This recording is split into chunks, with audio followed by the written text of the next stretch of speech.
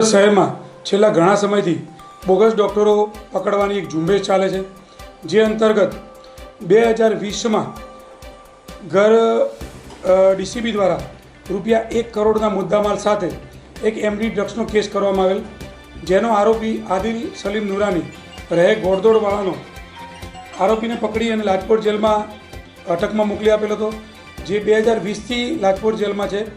એને હમણાં હાઈકોર્ટમાં એની માતા મોદીરા સલીમ નુરાનીનું અર્જન્ટ એન્જિયોગ્રાફી કરાવવા માટે એક ડૉક્ટરી સર્ટી મોકલેલ હતું, જે ડૉક્ટરી સર્ટી ડૉક્ટર શોભિતસિંહ મહિપાલસિંહ ઠાકુરનાઓએ લખી આપેલ હતું.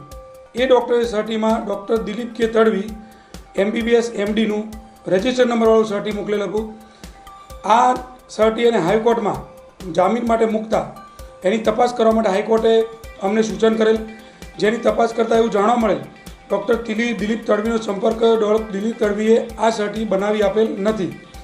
તો સુબોધસિંહનો સંપર્ક કરતાં સુબોધસિંહ પાસેથી એની પૂછપરછ કરતાં એવું જાણવા મળ્યું આ સુબોધસિંહે દિલીપની ખોટા સહી સિક્કાવાળી બનાવટી સહીઓ બનાવી અને આ સર્ટી આદિલ નુરાનીને આપેલ, જે અંતર્ગત આજરોજ ક્રાઇમ બ્રાન્ચમાં ગુનો દાખલ કરી અને ડૉક્ટર શોભિતસિંહ મહિપાલસિંહ ઠાકુર, જે ખોટી ડિગ્રી ધરાવે છે, પોતે ડૉક્ટર નથી, જેની પાંડેસરના તેરેનામ ચોકડીથી Krishna general and trauma hospital ચલાવતો હતો, એની આજરોજ ધરપકડ કરવામાં આવેલ છે. સર, આ ડૉક્ટર અગાઉ પકડાયા તો ગુનાહિત ઇતિહાસ છે ખરો? આ ડૉક્ટર અગાઉ કોઈ જગ્યાએ પકડાયેલ નથી, પરંતુ આ ડૉક્ટરના હવે રિમાન્ડ લેવામાં આવશે અને એ રિમાન્ડ દરમિયાન એને અગાઉ આવી રીતે કેટલા આરોપીઓને ખોટા સર્ટિફિકેટ આપી અને મદદ કરી છે અને કોણ કોણ આમાં સંડોવાયેલું છે, જેની વિગતવારની તપાસ કરવામાં આવશે. સાહેબ, હવે ખોટા સર્ટિફિકેટ મૂક્યા છે તો આદિલના વિરુદ્ધમાં કઈ રીતે કાર્યવાહી થશે અને ડૉક્ટરના વિરુદ્ધમાં કઈ રીતે થશે? આદિલે જે હાઈકોર્ટમાં જામીન માટે આ ખોટા સર્ટી રજૂ કર્યા છે, એ હાઈકોર્ટના આદેશ અનુસાર કાર્યવાહી થશે, પરંતુ અમે એ જે ખોટા સર્ટી તપાસ અમને સુપ્રત કરી હતી એમાં અમે ગુનો દાખલ કર્યો છે અને આદિલના જામીન કેન્સલ કરવા માટેની કાર્યવાહી કરવામાં આવશે. અને જે ડૉક્ટરે સર્ટી મૂકેલું છે એ સર્ટીની હવે ખોટા સર્ટી છે એની કલમો ઉમેરી અને કોણ કોણ બીજું આમાં સંડોવાયેલું છે, જે ખોટા સર્ટી બનાવનાર છે, એની પણ ભવિષ્યમાં ધરપકડ કરવામાં આવશે. કેટલી ગંભીર બાબત કહેવાય કે હાઈકોર્ટની અંદર આ રીતના સર્ટિફિકેટ મૂકી દેતા હોય છે?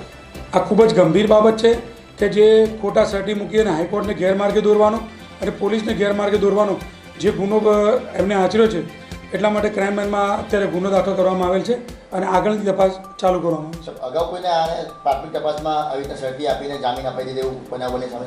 એ આરોપીને અત્યારે અટક કર્યો છે, એના રિમાન્ડ દરમિયાન આ બધી હકીકત ખુલવામાં આવશે, જે આપને અગાઉ જાણ કરવામાં આવશે. આદિલ જે જેલમાં છે એના જે સગાવાલાઓ જે ઓફિશિયલ મળવા જતા હોય છે, જામીન માટે દરેક માણસ પ્રયત્ન કરતો હોય છે, પણ આ એને એની માનું અર્જન્ટ એન્જિયોગ્રાફી કરાવવાનું છે એવું ખોટું સર્ટી ડૉક્ટર પાસેથી મેળવી અને જામીનનો પ્રયત્ન કરેલો, જે બિલકુલ ખોટો સાબિત થયો છે.